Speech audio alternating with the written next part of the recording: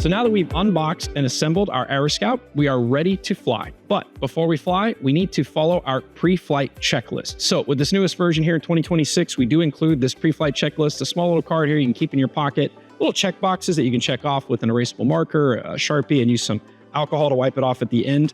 But the very first step here is a very important one. It's one that I always want to stress. Never want people to forget. It's practice with RealFlight. The reason that we include that RealFlight Trainer Edition in that Ready to Fly Basic version is we really want you to use that. Even if you don't buy that version and you have a Bound to Fly Basic version, buy that sim, put time in on it as much as you can before you got to fly the first time.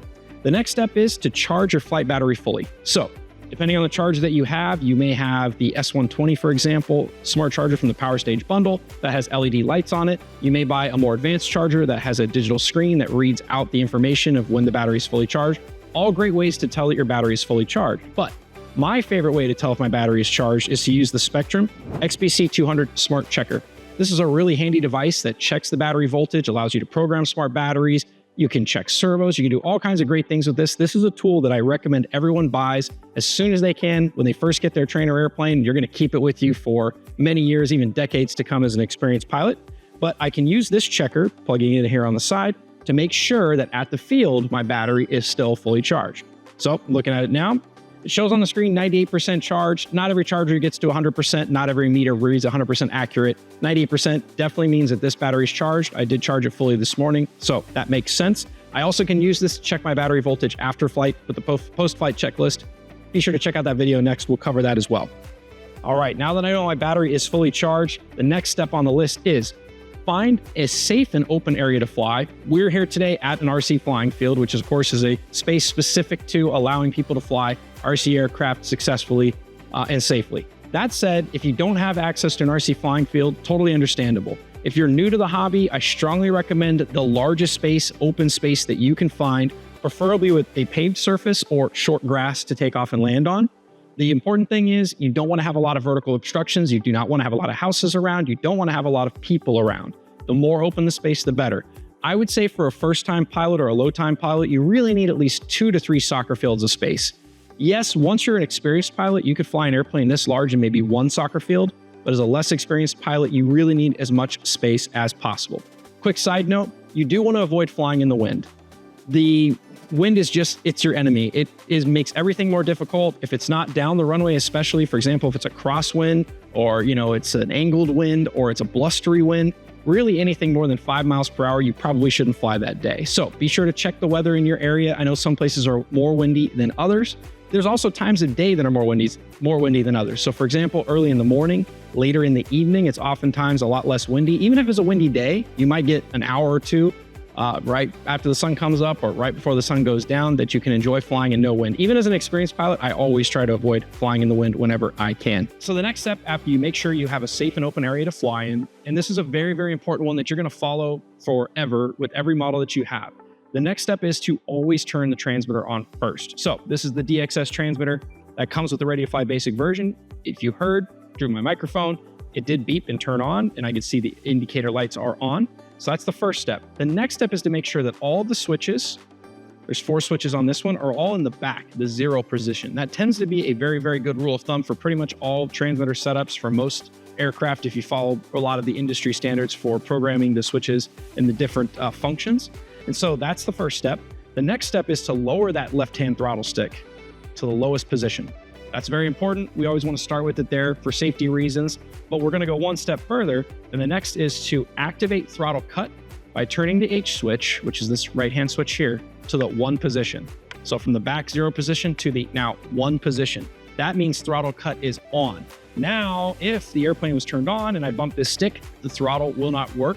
The motor will not run, the propeller will not spin. So we're doing the throttle all the way down for safety, and then we're doing throttle cut on for that extra level of safety. Now we're ready to insert the fully charged battery in the airplane. So we're gonna pop the canopy hatch here. We're gonna install the battery like we talked about in our assembly video. We want it far enough back that the front of the canopy can latch into place and that the wire leads are not too far back and running into the servos. Then the next step is to plug it in. All right, plug it in. Tuck our leads back here into the fuselage so they're not rubbing on any of the servos. And you can hear right now the aircraft is going through the initialization and ESC arming phase. So now that all the surfaces have neutralized, we heard the motor beep, we now know that the airplane is pretty much ready for the next step. So you have to keep the aircraft stationary. Sometimes if it's a little breezy, like it's getting a little bit windy now, you want to make sure that it doesn't bounce around too much because then it won't initialize. But once those surfaces move and then you hear the ESC arm, then you know the airplane is pretty much ready for the next step.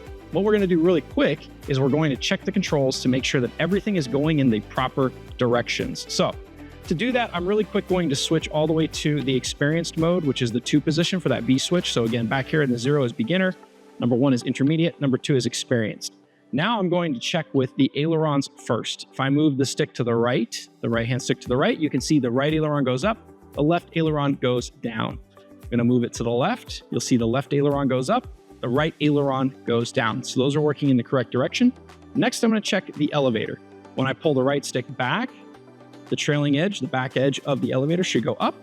When I push it forward, the trailing edge of the elevator should go down, and then back to neutral. And then finally, we will check the rudder really quick.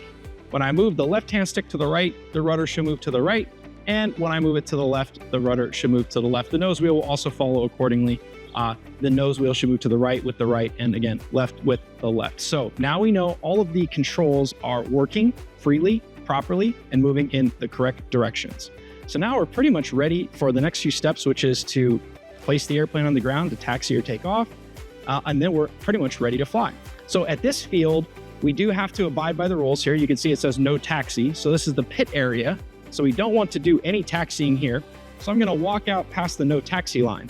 So now that we've checked that all of our controls are working properly, freely, and in the correct directions, I'm going to switch back the flight mode to the beginner flight mode, which is that 0 position again. So that B switch, I'm going to go back to the 0 position.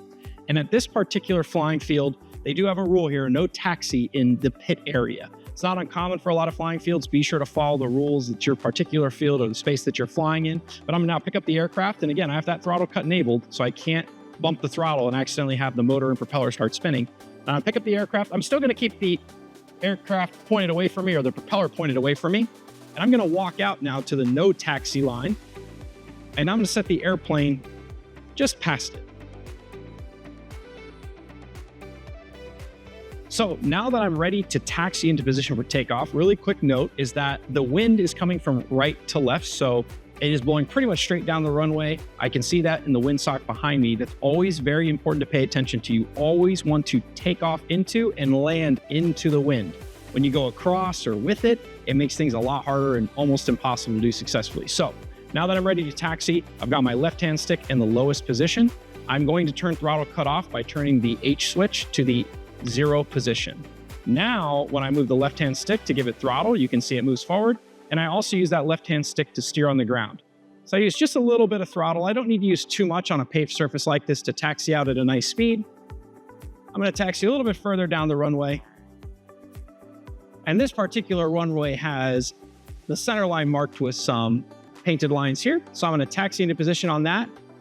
So now that we've taxied into position on the runway, we're ready to take off into the wind. One last check. We're going to make sure that that flight mode switch is in the 0 position for beginner mode. So the B switch, again, want to make sure it's all the way back in 0 position for beginner mode. Makes it a lot easier to take off and then ultimately land in this mode as well.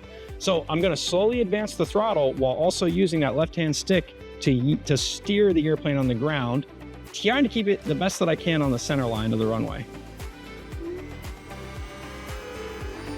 And then slowly advance it to full throttle, and it will take off pretty much all on its own.